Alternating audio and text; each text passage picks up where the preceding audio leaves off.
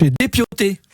Je me suis aperçu que je l'utilisais souvent, mais que je l'ai jamais traduit vraiment. D'accord. Dépioter. J'adore ce mot, dépioter. Traduction. C'est pas le truc que je préfère faire dans ma vie, dépioter, mais je l'aime bien.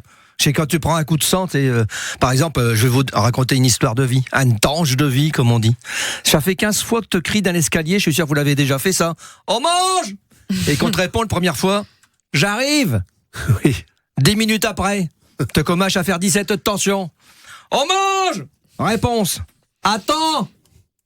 10 minutes après, t'as ta sang qui bout, c'est mieux que le contraire déjà, mais là, tu peux faire une prise de sang, le docteur est ça le prévu. Hein. Fait, on mange! Réponse. Je finis un truc. C'est du bien. Et là, coup de sang, tu vois?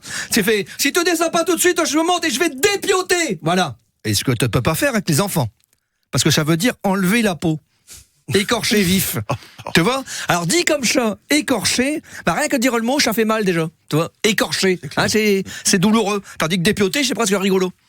Enfin, j'ai rigolo pas à faire, mais à dire, voilà. Surtout que quand tu montes avec l'intention de le dépioter sur place, tu te rends compte que le truc qui là va finir, c'est tout de voir. Tu vois Mnol, mais je vois de gif. Je suis sûr que je vais dépioter personne. Allez, à des terres tous.